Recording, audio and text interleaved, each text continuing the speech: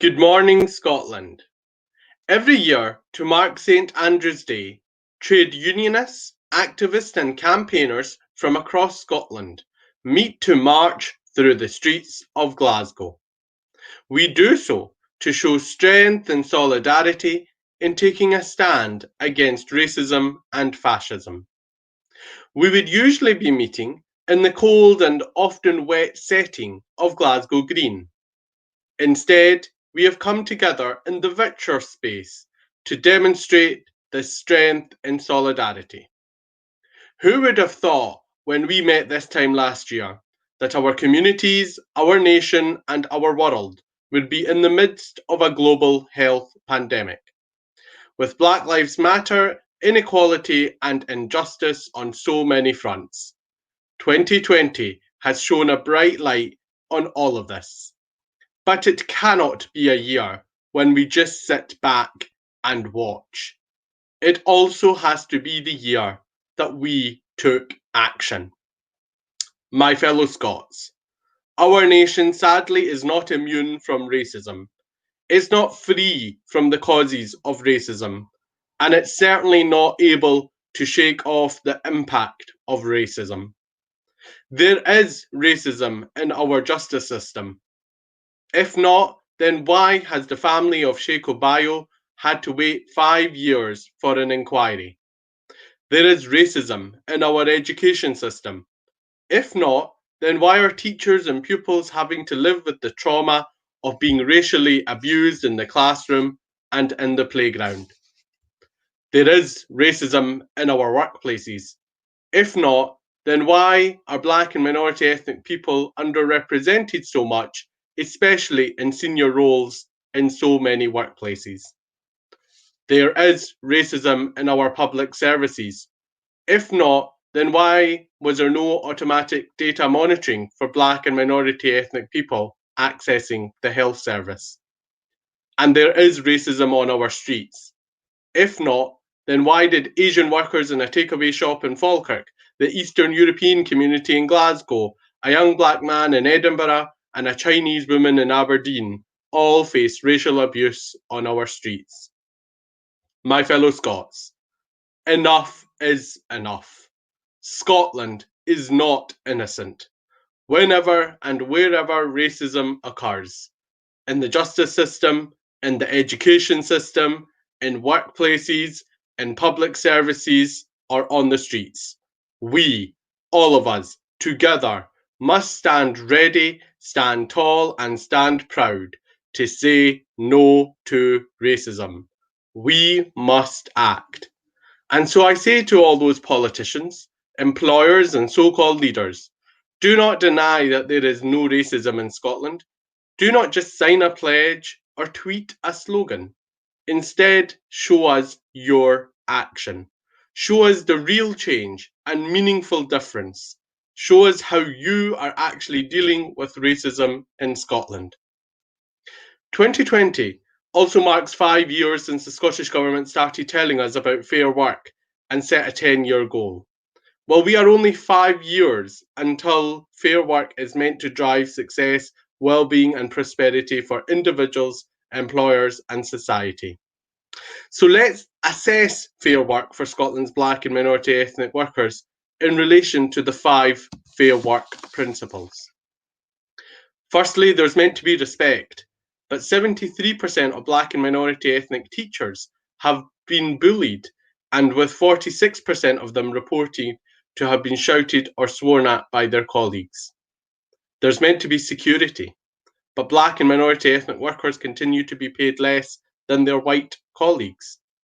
There's meant to be opportunity, but there are no black and minority ethnic chief executives in local government in Scotland. There's meant to be fulfilment, but 59% of black and minority ethnic workers have felt excluded at work. And there's meant to be effective voice.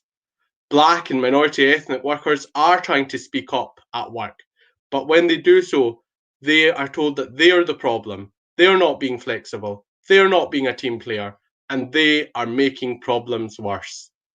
On all the fair work principles, evidence is showing that fair work is failing on all accounts, that the words mean nothing, that work is unfair for Scotland's black and minority ethnic workers. 5 years gone, 5 years to go. Enough is enough. We need change, and we need it now. That is why the STUC Black Workers Committee has drafted a Fair Work on Race statement to demonstrate the exact changes required. And that is why the STUC Black Workers Committee launched its Break the Race Ceiling campaign and is auditing 150 public sector employers. The STUC Black Workers Committee is leading the change we need. This is our action, and we will not stop until we have achieved race equality in Scotland. So let's build a just Scotland. The coronavirus is not just a health pandemic, but a social and economic crisis too. A pandemic that has disproportionately affected Scotland's black and minority ethnic workers and communities, and a crisis which has illustrated the growing racial inequalities. That's why the STUC Black Workers Committee submitted a coronavirus response plan to the Scottish Government and continues to take the action we called forward. It is my honour now to lead an act of remembrance for all those who have died from the coronavirus, including black and minority ethnic workers and people. We too remember their loved ones at this time, and our condolences go out to them all. I invite you all to join in a minute's silence.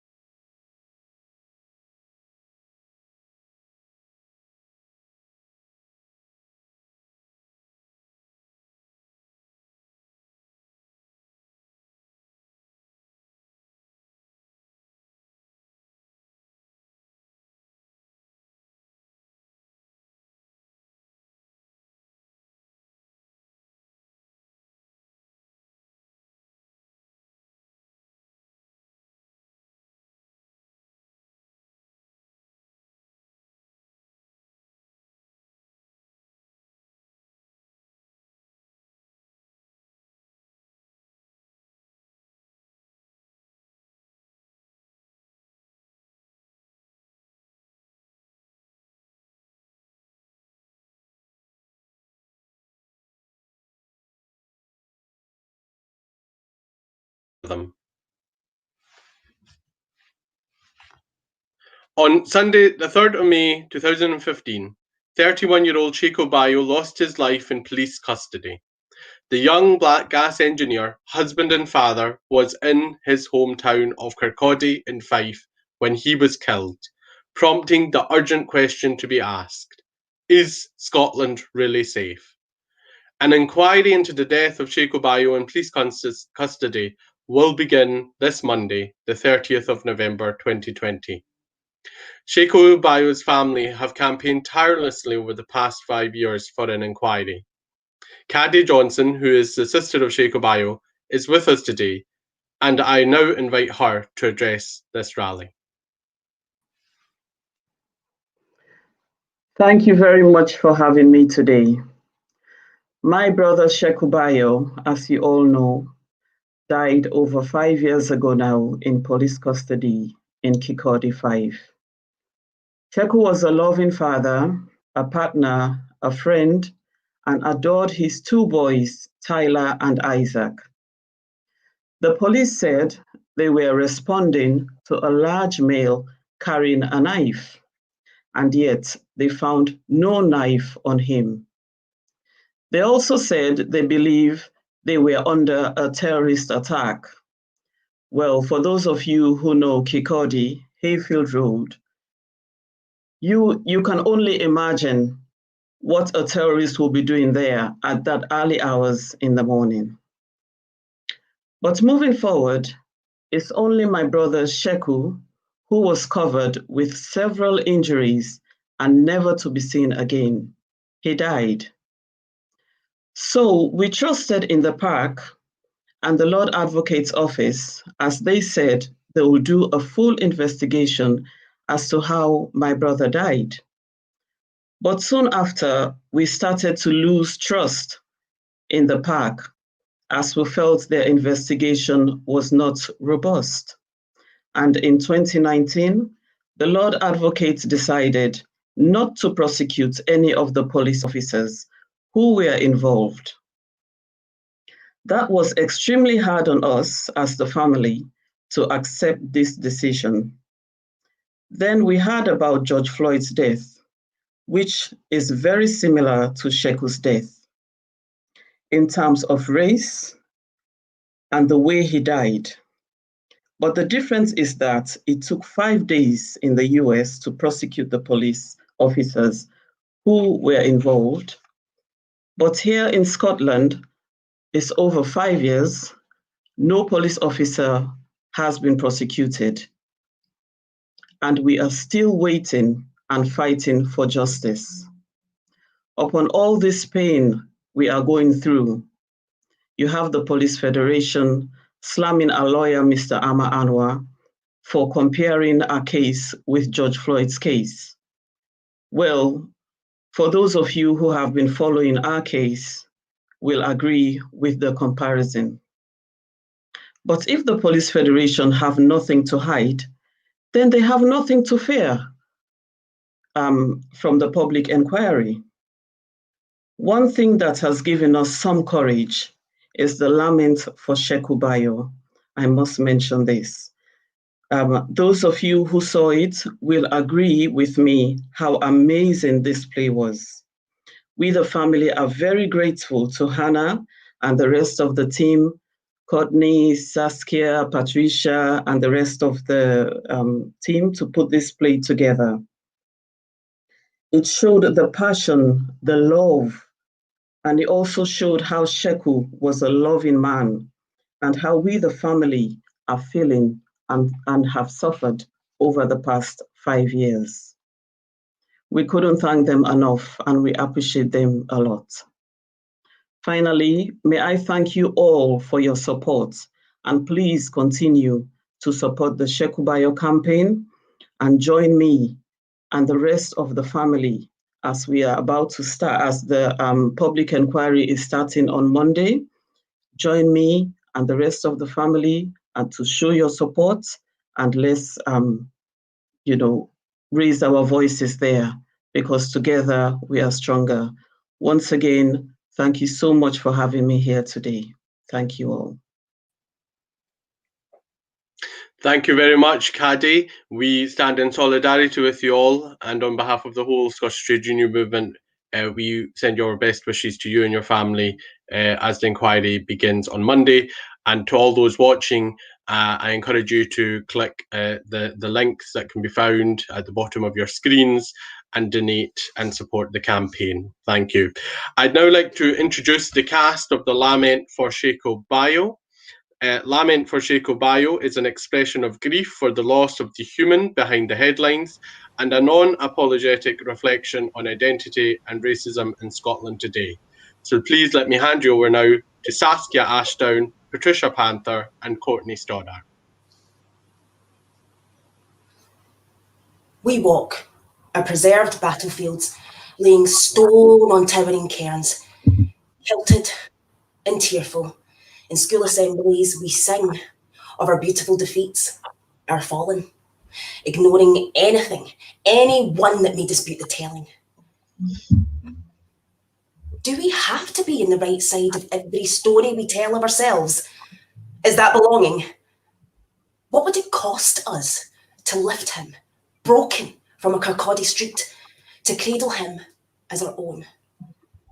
Can we still say we love this place if we don't? Can we still sell this vision of ourselves to ourselves? Who are we if we turn towards this? Who are we if we don't?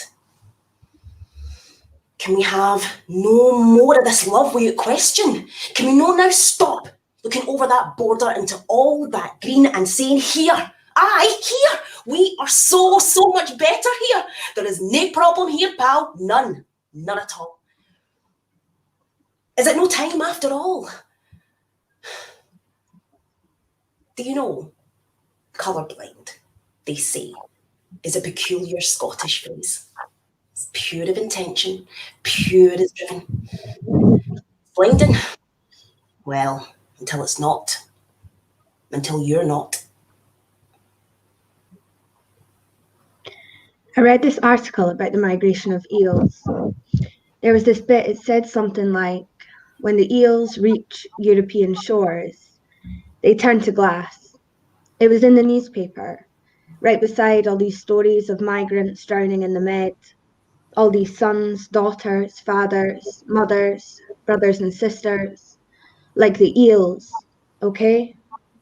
All those men and women and children turned into something so easily missed, like glass. And glass, it can so easily break.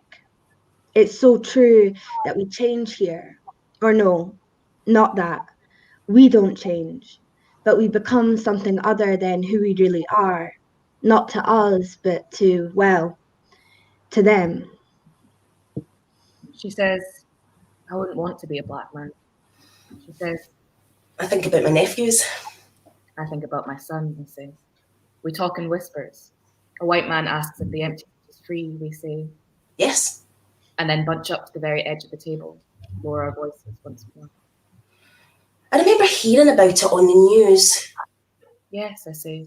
I think I first became aware of it, maybe when something about the campaign came up in my timeline. And what did you do then? She says, nothing, I say. Maybe I liked it, or not liked, an angry thing. Shared it. I look down and I'm tearful, suddenly. It surprises me. She says, I know. It's painful. Yes, it hurts. The man beside us is talking loudly at the waitress. We are silent until he settles. I was at the doctor's the other day. She says. A locum. I know where this is going, but I don't interrupt. And then it's me and I remember at school, and then her. I was on the bus the other day. Me, I was in a taxi the other day. Her. I was on the street. Me at work. And we talk the whole time in whispers, huddled together. And then she says, I get so fucking angry sometimes, it just slips. Me too. We order cake to share. The funny thing is, we only just met. Sorry, she said. But is this seat free? Of course, I said. What's that you're reading? She said. It's this story that was in the news. Sheku Bayoh? Yes, you know. She whispers. I would hate to be a black man. Yes, I say. I think about my nephews. I think about my son, I say. My father loved to walk. He would walk so fast, I would struggle to keep up. We would leave my nan's walk down through Muirhouse toward Newhaven to the Walk of Leith. He would walk so fast, I would be almost jogging to keep up with him. He knew the city, he would say, like the back of his hand. Just before he died, I asked him why he always walked so fast. Och, to run out the oi, packy. Oh, I don't know. I just walk fast. At his funeral, we had a piper and we all sang, should old acquaintance be forgot and never brought to mind. We talked and talked about his love for Scotland. She'd booked his wake in this working man's club. They all love him there, she said. He's in the Domino Club, she said. We all walked in after, aunties and aunties. My sister carried in this pot of Dad's favourite curry. All the white men were all gathered at the bar, all in silence, all staring at us. We were ushered to the back room, and as we laughed and cried, they turned up the telly. Sheku, I watched this documentary about what happened to you. After I went to my son's room, he was sleeping, his wee body laid out, and I stood at the crack of light that came in from the hall and watched him. I listened to him breathing. And I thought about your mother, with that photo of the two of you, the one from the documentary. You're both smiling at the camera, but her smile is for you, right? It's because of you. I smile like that too, at my son. I smile at him just like that.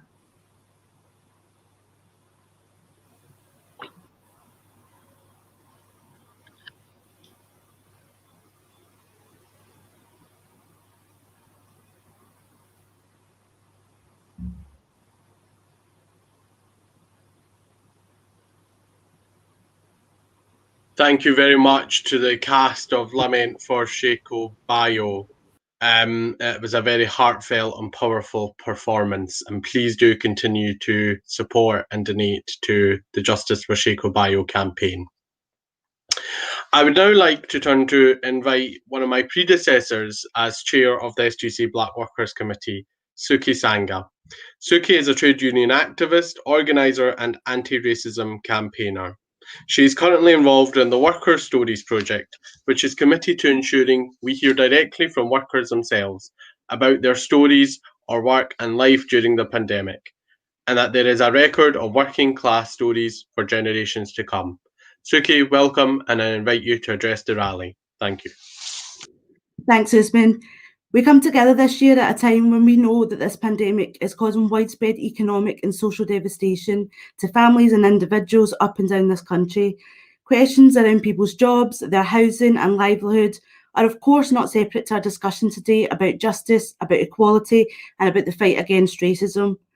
COVID-19, as we know, has disproportionately taken the lives of so many Black and ethnic minority people across the UK. People who far too often are found in some of the lowest paid jobs, where terms and conditions are minimal, where trade union recognition is an uphill battle, and people who live in some of the poorest housing. The public response to COVID-19 in March was the outpouring of respect that we saw, encapsulated in the weekly clap for the NHS and clap for carers. We stood united in our respect and gratitude for all those risking their lives on the front line, in hospitals, in care homes, in supermarkets, those working as cleaners, delivery drivers, binmen, keeping us safe, alive and fed. Many of these workers, and particularly those working in the NHS, were Black and ethnic minority workers, often those on the receiving end of racist abuse, suddenly heroes. However, 10 weeks later, the claps came to an end. No pay rise, no furlough, no jobs. Evictions, disciplinaries, redundancies, disrespect continued. At the same time over the summer, we saw Black Lives Matter protests spread across the world. Black Lives Matter protests which brought in a layer of new and younger activists who acutely understand the injustice that exists in our daily lives. Those who link the murder of Sheku Bayoh to the injustice of the criminal justice system, those who link the murder of George Floyd with the daily reality of so many who are confronted by a racist police system, and those who link the deaths of Black and ethnic minority people through COVID with the deep inequality that exists in our system and under the system in which we live. Let's not forget the governments and the politicians who try to deflect blame for their own dangerous incompetence over COVID onto those protesting for justice for Black lives. Let's not forget it's the Tories and big business who were responsible for lifting the initial lockdown, putting workers' lives at risk and forcing people back to work for profit. And we see that continue today. Across the ocean, the downfall of Trump earlier this month is a huge victory for the activists, the campaigners, the trade unionists and organisers who worked incredibly hard under incredibly difficult circumstances. We should be proud of the movement that we built in Scotland in opposition to Trump's visit in 2018. Thousands joined the protests in Edinburgh, in Glasgow and elsewhere to oppose Trump's travel ban on people from majority Muslim countries. Solidarity and internationalism, as we know, has to be absolutely front and centre in our fight against racism and white supremacy. But we must also recognise the challenges ahead. The incoming administration in the US is a different facet of the same system. A change at the top will do very little if those in power continue to facilitate the conditions of forced competition over jobs, housing and resources, the drivers of racism. We need Black working class leaders who are prepared to fight for the radical transformation of society. Now, the title of this year's St Andrews Day rally is Enough is Enough, Scotland is Not Innocent.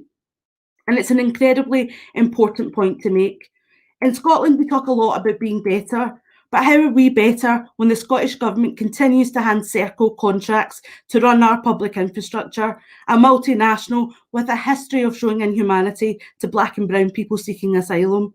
How are we better when the Scottish Government failed to ensure trade union access and collective bargaining rights for workers in some of the lowest paid jobs in Scotland? Many of these workers are Black and ethnic minority people.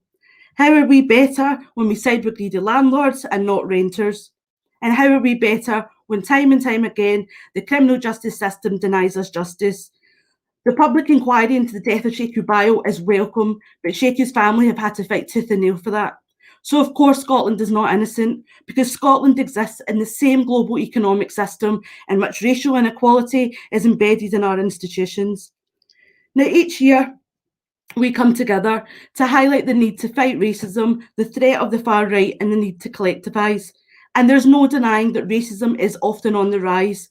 But we also need to be clear that under the current economic and political system, racism is a given. Unless we understand the exploitative and oppressive nature of racism, the need to divide and rule, which lies at the very heart of this capitalist system, then we fail to understand or tackle the problem at its root, at its core.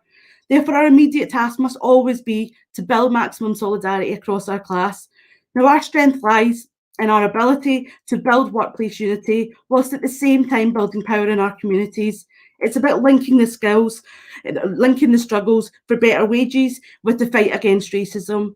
It's about joining a trade union and recognising that there is no greater power than the power of organised labour. So how do we challenge the deepest inequality, the isolation that we experience, the desperation, the depression that shackles so many of us? We do it through the only force which has ever achieved anything for the mass of people, and that's through our capacity to organise, to fight and to win. And I just want to draw attention to an ongoing fight happening at the minute around the eviction of a family in West Lothian, a family facing eviction next week during a pandemic and only weeks before Christmas. The family need our solidarity, so please visit the Living Rent social media pages to find out how you can get involved. Thank you. Thank you very much, Suki, for your contribution, and please do encourage everybody to go onto the Worker Stories project and take a look at the many stories that are currently recorded on that. And if you'd like to add your story, then please also do so. Suki also referred to the disproportionate impact that coronavirus has had on Black and minority ethnic workers and communities. And we'd now like to show a video from one of our colleagues from Unison, Charmaine Blaze, who earlier this month spoke at the SGC Congress. So I'd like to now introduce that video from Charmaine, please. In April 2020, the website Nursing Notes alarmingly reported over 100 healthcare staff had died, with over 70% being Black workers. So here we are as Black workers facing a pandemic, disproportionately high infection and death rates, and no meaningful enough response. We decided to have a strategic response to identify known risks and provide interventions.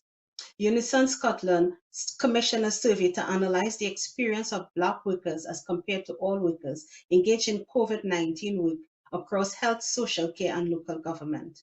What did we discover? Alarmingly, we discovered a climate of fear of speaking up, fear of dying from COVID-19, fear of infecting family members, fear of no access to PPE, fear of job loss, job costs, loss of pay. Black workers found themselves overexposed to the virus and underprotected compared to white counterparts. We concluded that Black jobs kill, bad jobs kill, and therefore fair work will save lives. So Unison Scotland decided to have strategic interventions. We created an equally safe plan promoting safe work for all, and we shared this across all organizations.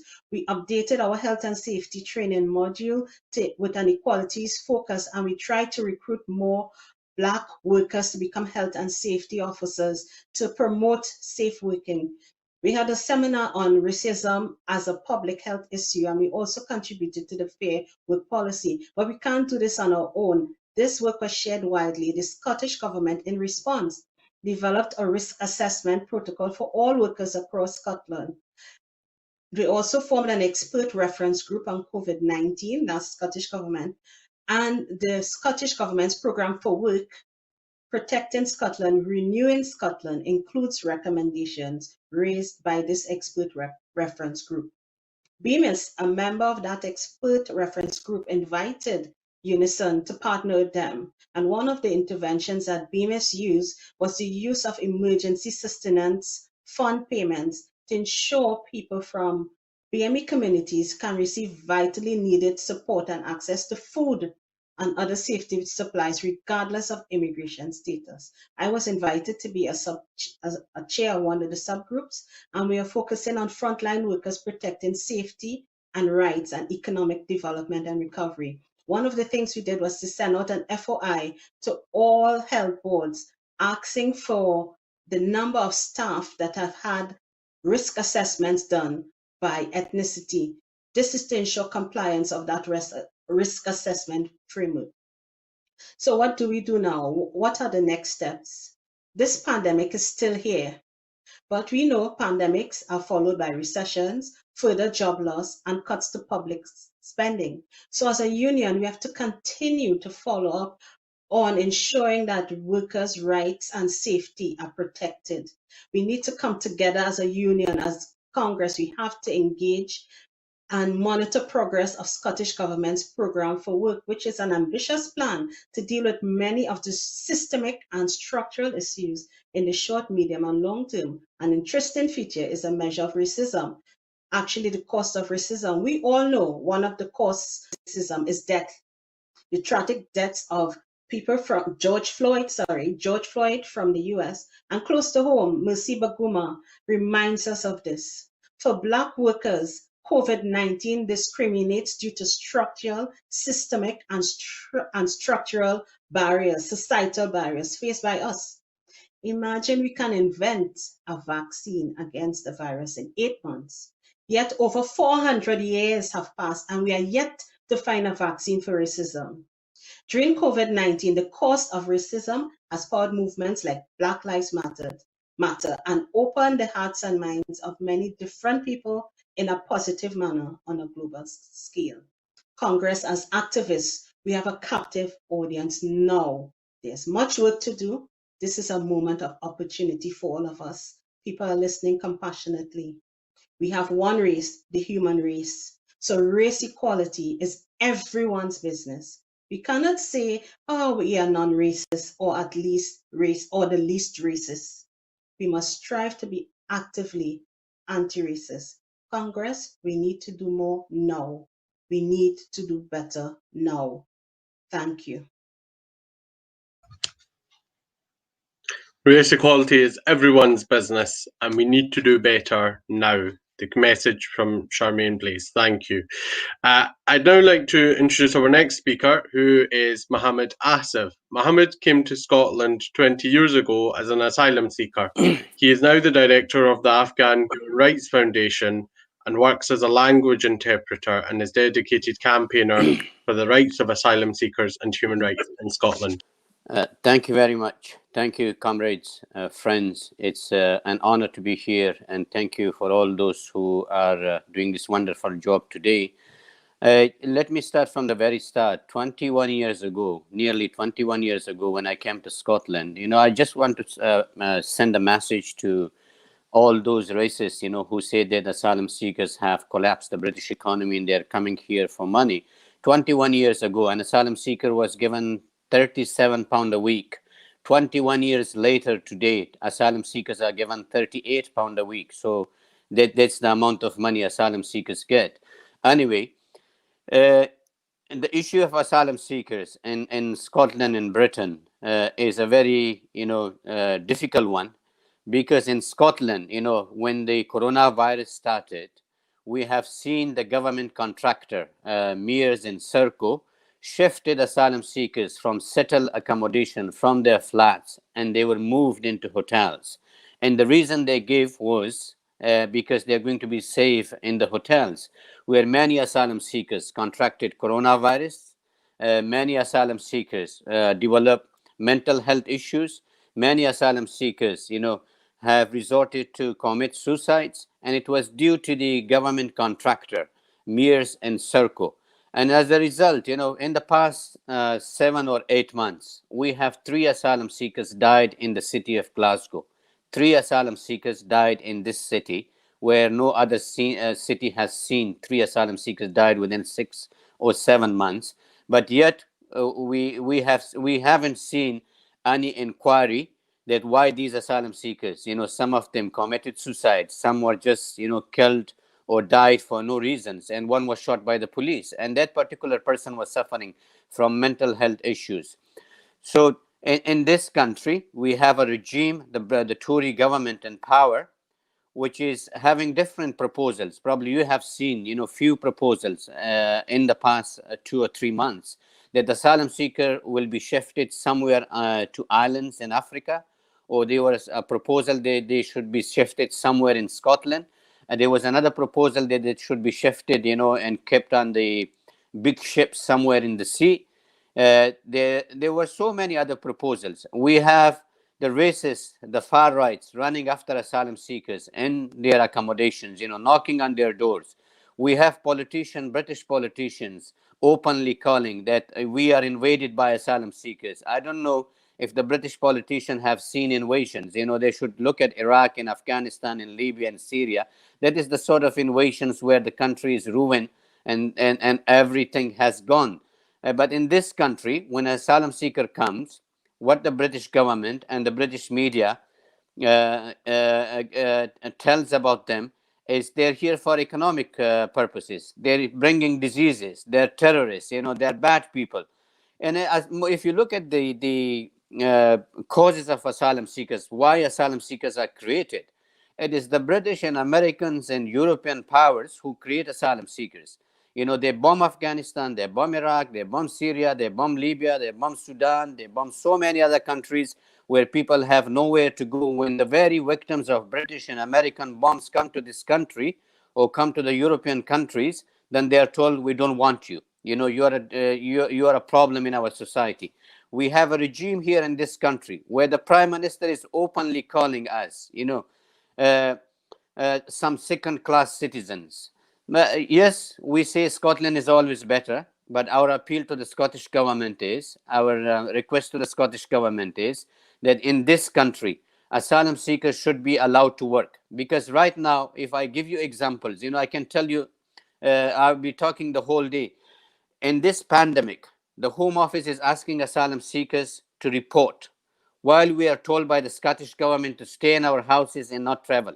Asylum seekers traveling for 3 miles, 4 miles, 5 miles to go to the Home Office at Brant Street and report, just to tell the Home Office that I'm still in the country and I have not absconded. Asylum seekers are not allowed to work in this country, where we have shortage of skilled workers in this country, where we have many asylum seekers who can do the job, where the British government were bringing, no disrespect to anyone, planes full of Romanians to collect the strawberries and raspberries across Britain, but where we had asylum seekers in this country, they could have done the job. We have asylum seekers who are doctors, nurses, scientists, sitting at homes, watching the four walls at home, not allowed to work. We have asylum seekers not to choose their accommodation. The sort of accommodation you have seen in the past few months, that it's a rundown accommodations where nothing works in that particular flat. We have food given by the hotels to asylum seekers where the food were not fit for purpose. We appeal to the Scottish people to provide food and feed asylum seekers. And there were good people in this country who came forward and provided food, clothing, shoes, so many other items. But in this country, when the government fail in their policy, any other, whether it's economic policy, political or social policy, suddenly they blame the asylum seekers and migrants. It is not the asylum seekers who collapsed the British economy. It is not asylum seekers who caused the COVID-19 or the coronavirus. It is not asylum seekers who bankrupt your economy here in this country. It is the rich in this country. Asylum seekers never ask for bailouts. It is the rich country, the rich people in this, and the rich companies and the Tories and their friends who are asking for bailouts. They're asking for government money to be bailout. It is not the migrants or asylum seekers who collapse the economy. It is the migrants and asylum seekers, in most cases migrant, who are settled here, contributing to the British economy. It is not asylum seekers, who go out and kill people. Asylum seekers come from all those countries where they are bombed by Britain and America and the rest of Europe. I think everyone says that what is the solution for so many asylum seekers coming to this country? Don't bomb their countries so they don't get displaced and they don't move out from their countries. Because once you bomb their country, you destroy their very homes, their very shelter, then they have nowhere to go. They have to move somewhere to keep their family alive. My appeal to all brothers and sisters and comrades in this country, please support our cause.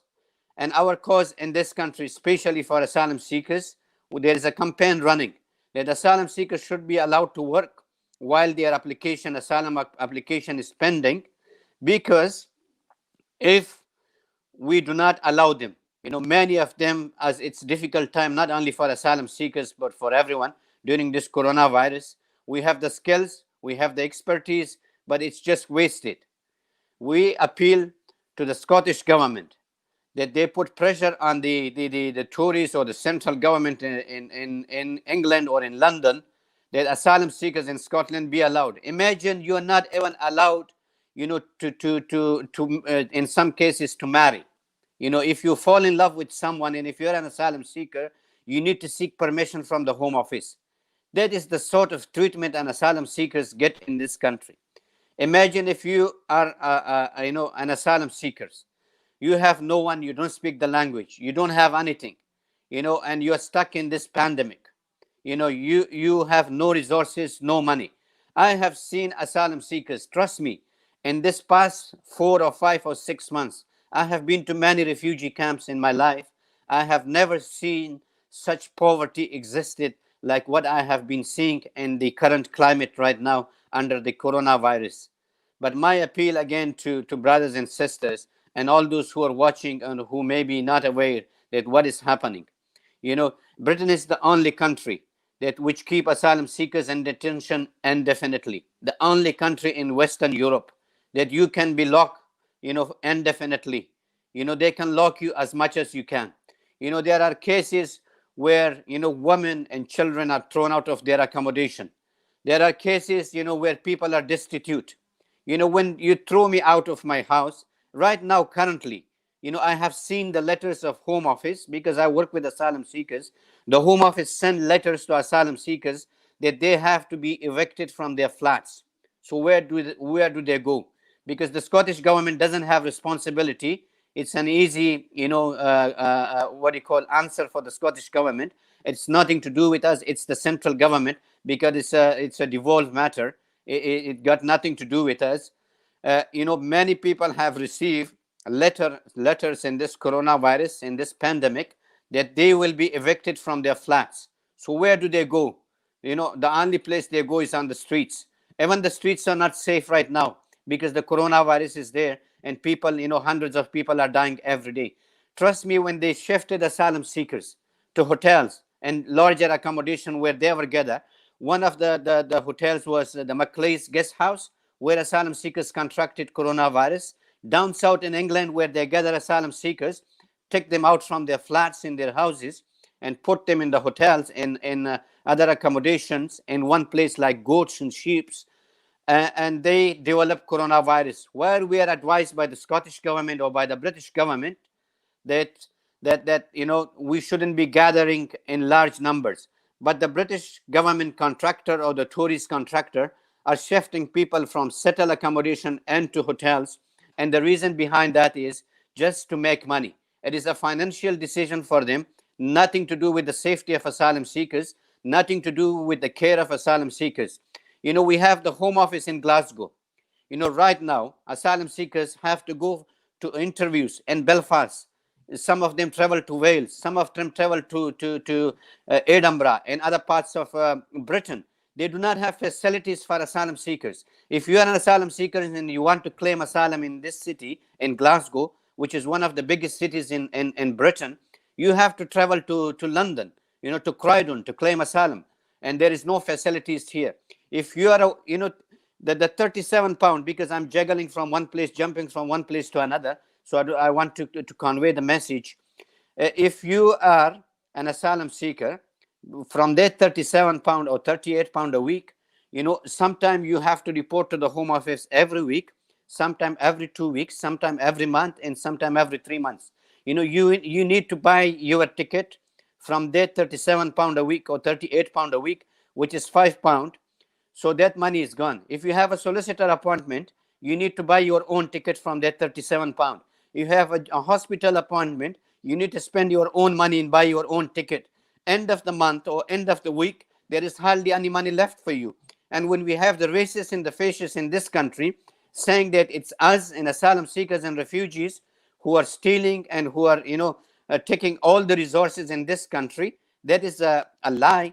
When you have the Tory politician in the right-wing media and the right-wing politician in this country telling you that we are just a financial or economical migrant, look at my country, look at Iraq, look at Syria, look at Libya, look at Sudan. These are the examples which you have bombed, and you destroyed their infrastructure, you destroyed their livelihood, you destroyed their families and their homes. And when the very people come to this country, they are told, you're not wanted here. You are very happy to steal their resources, their oil, their gold, their minerals, their uranium. And when the same people come here, you're not wanted. 3 people died in this city until today. We protested. We went on the streets. We wrote to the MPs. We wrote to the Home Office that why these 3 people died in their accommodation in Glasgow. Until today, we are not told why they died in their accommodations. If you look at the mental health issue of asylum seekers, don't believe me. Just look at the NHS. Look at the GPs, their statistics. That almost 70 to 80% of asylum seekers have trauma, or they have PTSD, or they have depression. Because all these countries, they have seen literally dead bodies in front of their faces. They have seen the dead bodies of their loved one blown in pieces by British and American and Al-Qaeda and Taliban bombings in their countries. People are suffering, but hardly the Home Office is providing any help.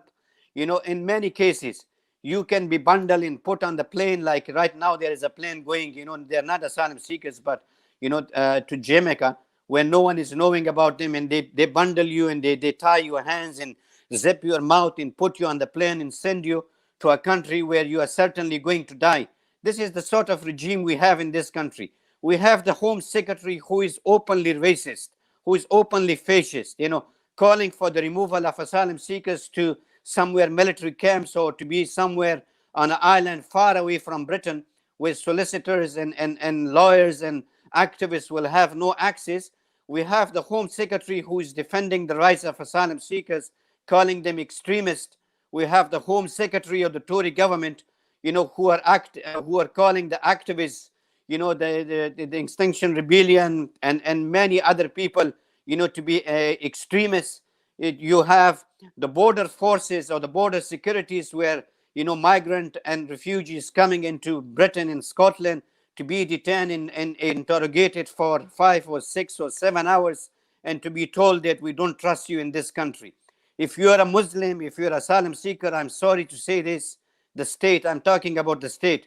If you're an asylum seeker, if you're a migrant, if you're a refugee, and if you're living in this country, when you're arriving on airports and ports in other parts of Britain, you are told that we do not trust you and you are a danger to this society. And I have every proof of that instances which happened.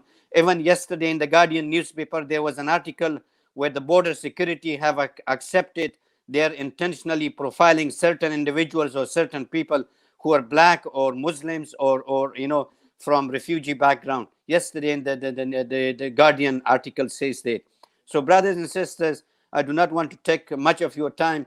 Thank you very much for, this is a wonderful day. And I think if St Andrews was alive, he wouldn't be allowed to come to Britain in today's, climate and under today's tourist policies. I don't think so he would have been allowed to come to this country and settle in this country, whether claim asylum or become a refugee or a migrant. But this country has become a toxic country after the Brexit. This country have become a toxic country where, for black people and Muslims and minorities. I'm not referring to the people, I'm referring to the state, because the way the state or the British or the Tory government treat black people, Muslims, asylum seekers. You have a prime minister who openly call my sister, my mother, my wife, my daughters letter boxes, who call my sisters, my mother, my fellow Muslims, bank robbers. That is the sort of prime minister we have in this country. You have a prime minister who write articles and telling others that black people have, they are less intelligent than their white counterparts or white people. That is the sort of prime minister we have, and that is the sort of home ministers or the home secretary we have in this country, and that is the sort of Tory government. Sadly, people voted for them, but I think a lot of them regret now that what is happening right now. The previous speakers explained it very well, so I do not want to go into more details. I would like to say, and thank you very much, but look at our history. Don't judge us, by the way we look, how we dress, how we, grow our beard, our hair, or what we wear.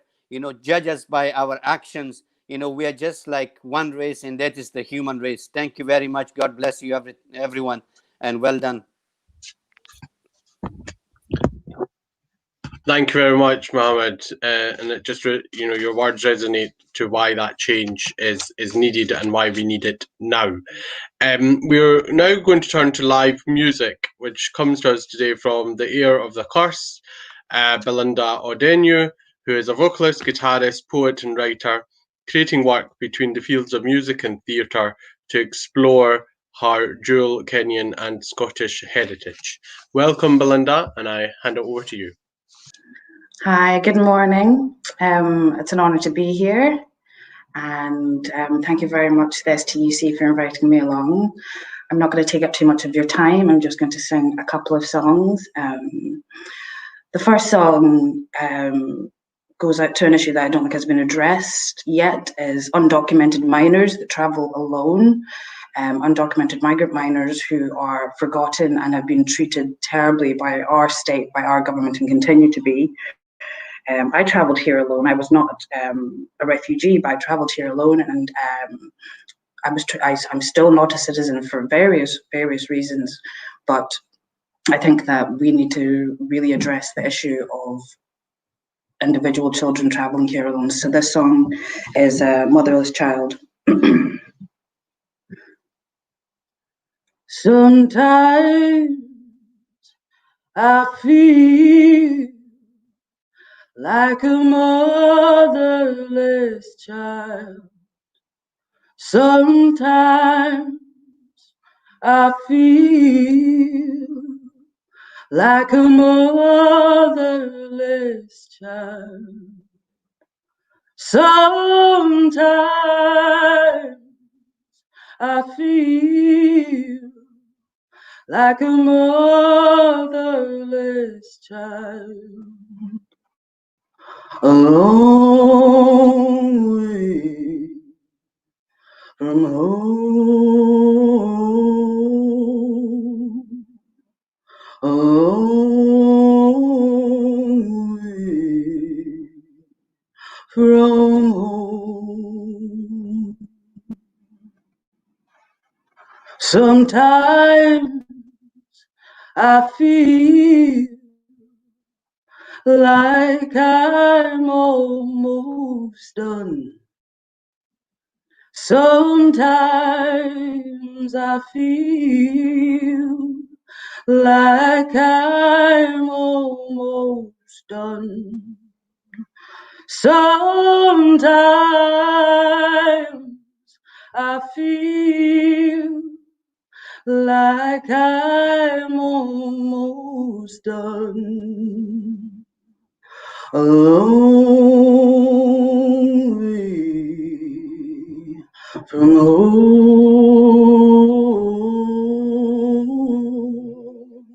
a long way from home. And true believers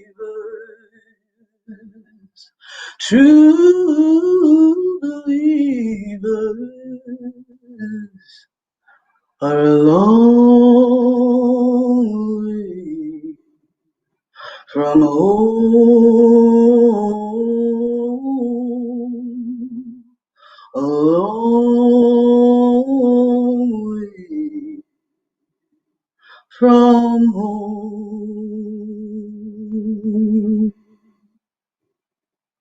Thank you. Thank you very much for that, Belinda. That was very good stuff. We are now coming to the end of this St Andrews Day rally. As you know, we've not been able to do the traditional march that we usually would do before we rallied, but we hopefully will be back in 2021 with that. But I just want to close by thanking all of our speakers, to Cadi, to the cast of Lament for Sheku Bayoh, to Suki Sanga, to Charmaine Blaise, to Mohammed Asif, and to Beldina, the heir of the curse, for coming out and offering your contributions today. I think, just as kind of final word, what all our speakers have kind of told us today, it's not hard to see what needs to happen, because we know what needs to be done. We know what we need to do. We need to call it out. We need to take action. We need to treat our key workers and our Black minority ethnic workers and communities fairly, decently, and properly. And we just need to get on and do it now. So with that, can I say thank you very much to you all for being with us, and happy St Andrews Day.